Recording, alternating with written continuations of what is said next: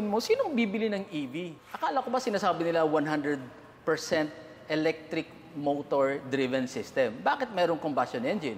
Coding exempt. I think dun pa lang mapapabili ka na, di ba? I think Nissan made a very brilliant idea. The gas engine needs to run to charge the battery.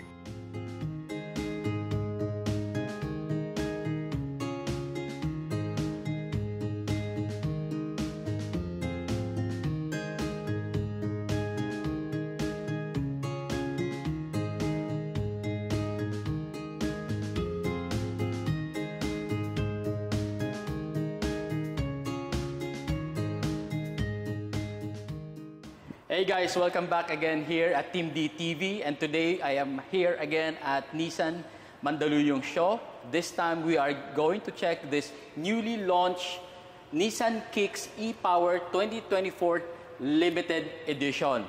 Yes, you heard it right, limited edition. I'm sure you've seen this from different vlogs. It's been featured many times, but this particular model, limited edition, priced at 1,429,000 pesos. Silipin natin ano bang meron dito sa limited edition na to. Tara, please join me. So for this limited edition, dito sa front, naglagay sila ng parang front lip or sometimes ang iba tinatawag tong front chin. And also, just for the limited edition, you have this side skirts. And of course, to match everything all around ng car, naglagay din sila dito ng rear bumper finisher. And of course, para hindi lang sa baba ang pinaganda, naglagay din sila dito ng magandang spoiler. The same color as the side skirts and the front chin and then yung rear bumper finisher. Ang ganda ng match niya with the roof rail. Same color. Okay, balik tayo dito sa front fascia niya. Alright? So, ito yung headlight, LED bulbs with LED turn signal and at the same time DRL. Alright? And then, yung park lights niya is LED also. And as you can notice, meron siya ditong slot for the fog lights.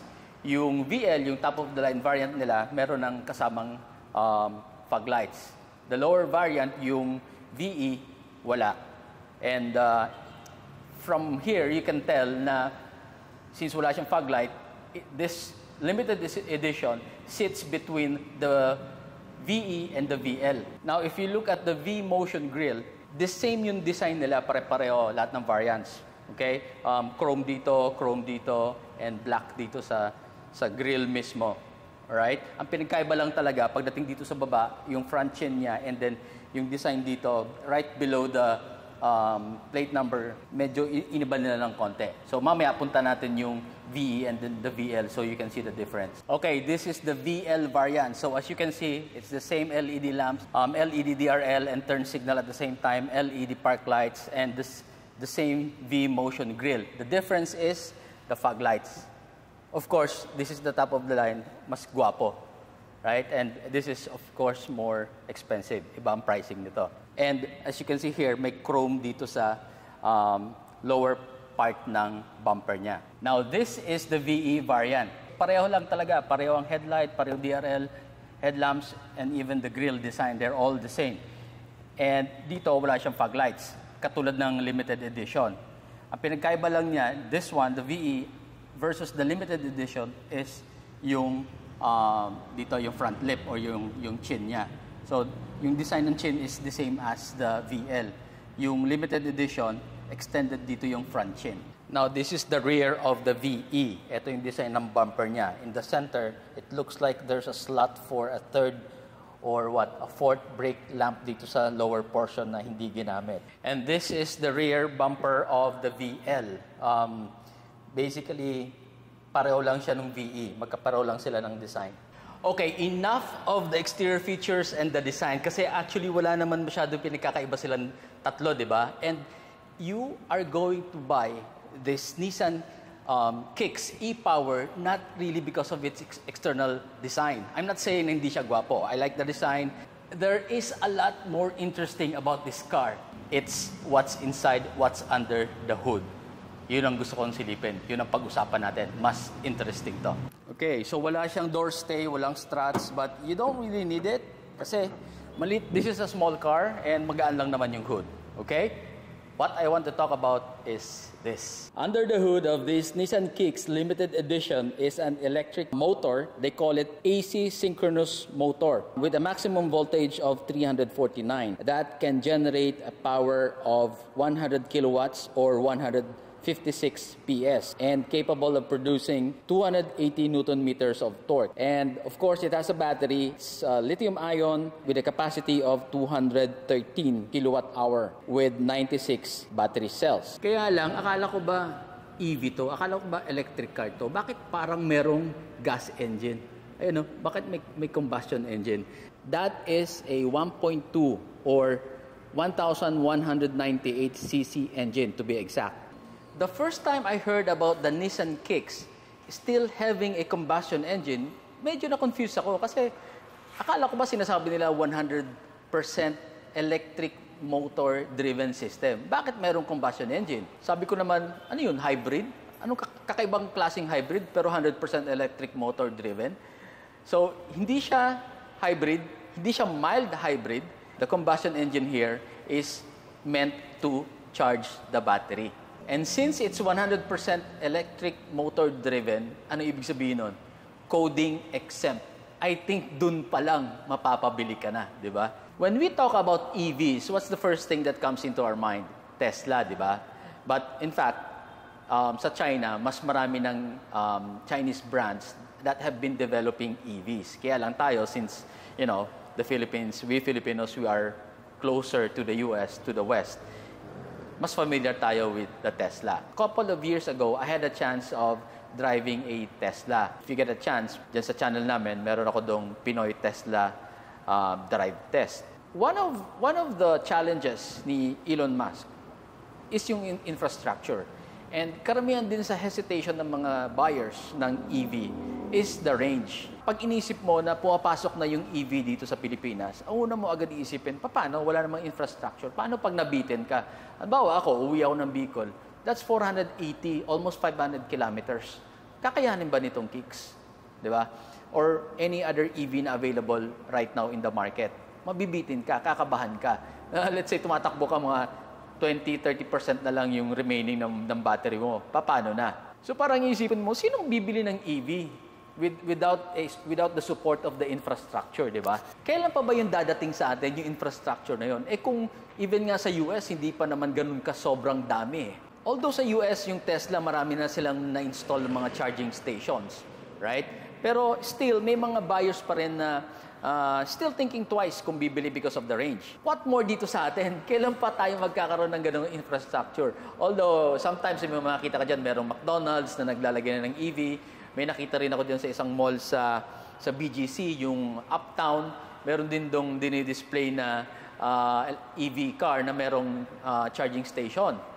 Pero, yun nga, paano kung lalabas ka ng Metro Manila or even within Metro Manila, sila pa naman, nagkakaunti pa lang din naman ang merong ganon. I think Nissan made a very brilliant idea of designing this kind of EV na para bang merong kang daladalang sarili mong generator, right? Kasi yung combustion engine dito, the way I look at it, para kami sariling generator na kapag nag-lowbat ka na, paandarin mo yung generator, brrr, then i-charge mo na yung battery mo.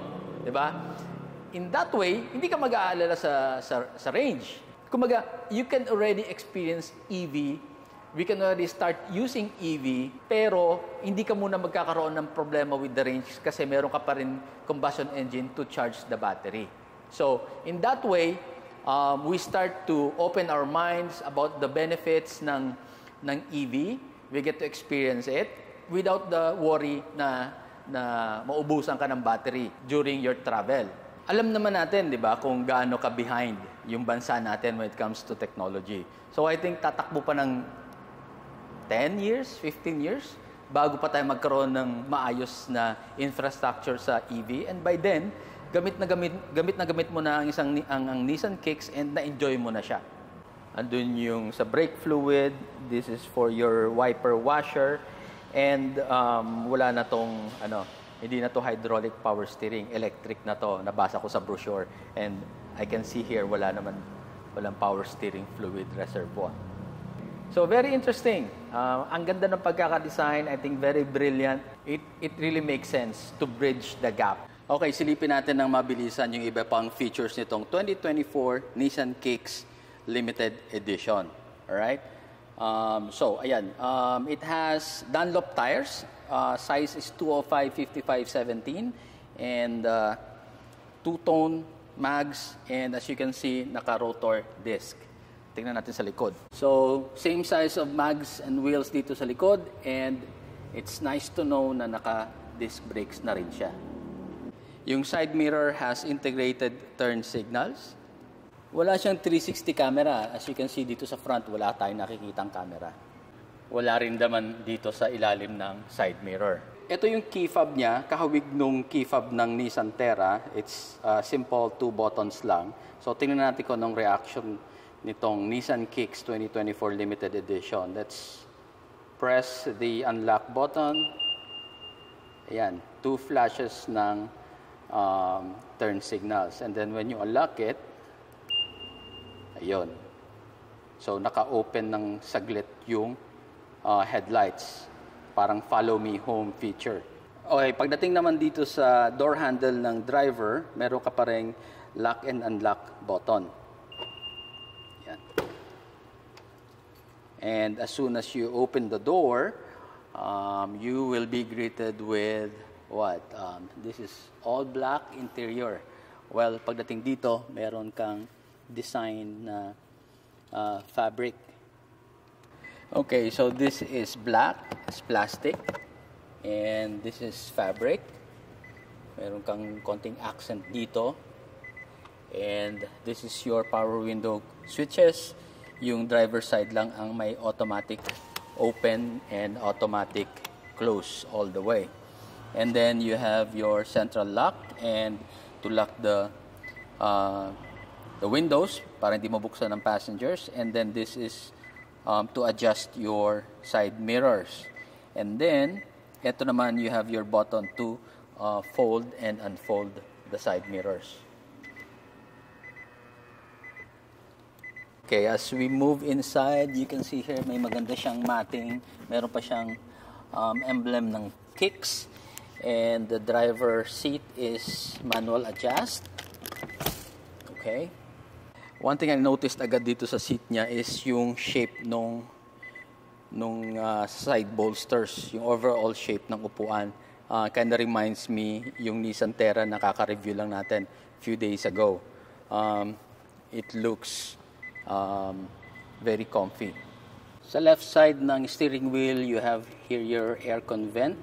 And meron ka ditong leather material, and merong adjustment yung headlight. Yan, malinaw ba? Auto adjustment ng level ng headlight, and then you have your traction control button here.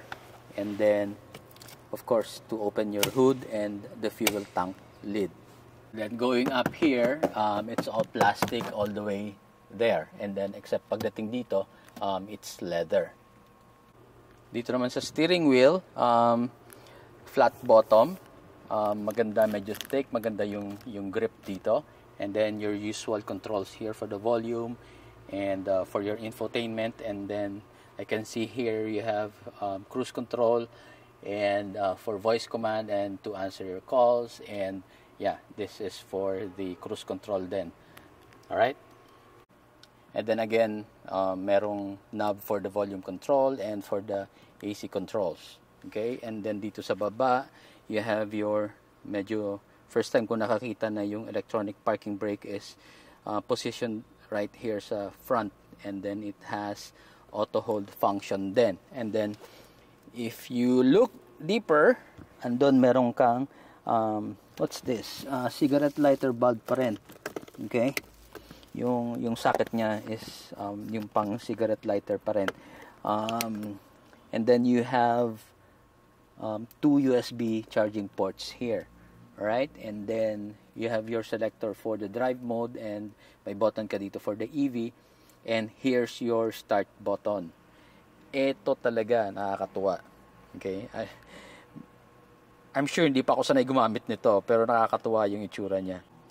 Piano black finish all the way here. Maganda kung sa maganda, pero yun nga lang, medyo, we all know, prone to sa scratches. And then meron ka ditong leather accent on both sides. And then meron kang, you have a deep storage here. Hindi ko masabi kung cup holder ba to. Basta mukha siyang malaki at malalim na storage. And then you still have your console, your storage here sa center console. And that's the passenger seat. Up here is your usual, no, hindi to white. This is light gray yung headliner. And then your sun visor, you have a mirror and lamp, and then here your lamp. And then sa driver's side, you also have your own sun visor and mirror pero no lamp. Now, let's turn this on and tingnan natin kung anong mangyayari.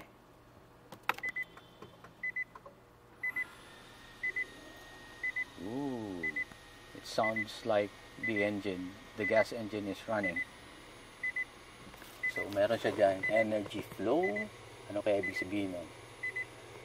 How I wish I can go back and do a drive test para, makita natin yung difference. Kasi driving an EV is a little bit different. Like ako, nung na-try ko nga yung Tesla na Model 3 2 years ago, meron pa ring difference sa pagdadrive. Like, kapag nagre-regenerate siya, mabilis siya mag-slow down. Kasi nga, yung momentum mo napupunta dun sa parang dynamo. Di ba yung old school na bike noon, hindi pa naman nauuso ang mga LED na ilaw. Ang mga ilaw natin sa bike noon, mahal kasi ang battery. Ang kinakabit natin yung dynamo na nakakabit sa gulong, di ba? And once that is engaged, mafe-feel mo mabigat. It's the same concept sa EV. Pag nag-glide ka na lang, mabigat siya kasi yung momentum mo, yung power mo, napupunta doon sa generator or meron siyang parang katumbas ng dynamo na yun ang nag-charge ng battery. So, mag-a-adjust ka din actually kapag nag-drive ka ng EV kasi because of that regeneration, mabilis ang deceleration niya. Yung mga times na, may mga scenarios sa pagdadrive mo sa city na hindi ka na magbe-brake kasi kusa na siya mag-slow down. So, medyo maninibago ka. Well, that's my experience driving the Tesla Model 3. Hopefully, makapag-schedule tayo ulit. Hopefully, I can drive these kicks and I can compare. Okay, I think I figured something out. So, if you press EV here, ayan, lalabas siya, EV mode unavailable, battery too low. So, kaya pala kanina, nung pag-start ko dito, automatic umandar yung makina. Okay, because alam niya na yung battery is low. The gas engine needs to run to charge the battery. Okay? And knowing that the battery is low, I don't think makakatakbo tayo. Yan. So, kanina pa yan beep ng beep, nagbibigay ng warning that the driver door is open. So, ikasarado nga natin.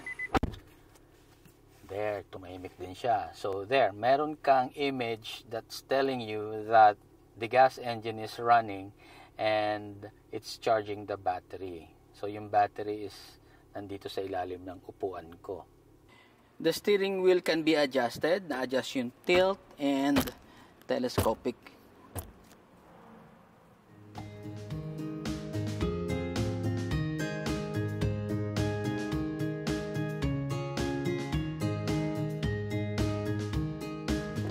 Okay, let's take a quick look of the space here at the back. So, that was my driving position kanina. Ang luwag-luwag dito for the knee room. Maganda rin yung headroom space. And then, there is no center console. There's no armrest or cup holders that usually comes with the armrest. Pero meron siya ditong third headrest for the middle passenger. And then you can easily feel merong obstruction dito. There's something here sa center tunnel. I'm guessing baka yung battery yun nandyan sa ilalim. But anyway, let's focus on the space. The seat feels good, pero I can tell medyo masikip dito kapag 3 of me. I'm 5'6", 140 pounds. medyo tight siguro kung tatlo. Okay? So, ayan. And then here, there are no aircon vents, but you have a couple of USB ports to charge your devices. Okay, let's look at the rear. Obviously, it's not automatic tailgate. Na-feel ko medyo strong yung struts niya dito, yung door stay, because opening the tailgate was kind of easy. Magaan lang siya. So, I felt that I had a lot of help from the struts. And then, meron ka ditong tunog that can be removed. This one reminds me of my old Mazda CX-5 na meron din siyang ganito na tanggalable. And then you have generous trunk space. So mababa dito and it goes even deeper there. And then when you open this, I was kind of expecting na merong spare tires. But no, there is none. Instead, you will find some of these. Like, so when you open this up, so you have this, what's this? Continental, some kind of oil. And then, there's a battery. May battery doon. Okay? And then, this is for your pang-tow. And then, meron ka ditong tire inflator. So, sinilip ko rin actually sa ilalim. And confirm, wala siyang spare tire. And then, if you need more cargo space, yung second row seats can actually be folded. You can fold this down like that. Ayan. Fold this down. Ayan. So, that gives you additional cargo space. So, what do you guys think? For me, I think limited edition or not, panalo yung Kicks. EV technology is here. Nandiyan na tayo. The infrastructure is not yet there. And Nissan just provided a very brilliant solution. Having the combustion engine that I call as generator solves that problem ng range. Hopefully, I will get a chance to drive this and see how comfortable to drive it. It already has e-pass. For sure, maganang manibela, and the size of the car is not so big. So I think perfect for college students, for young professionals. Let me know your thoughts. And again, thank you for watching, guys. Drive safe. Bye. Thanks to Ma'am Cha, JV, and Beth for organizing our visit here at Nissan Mandaluyong Show. If you are interested with the Nissan Kicks e-Power, please contact Ma'am Beth Valencia. Her number is on your screen.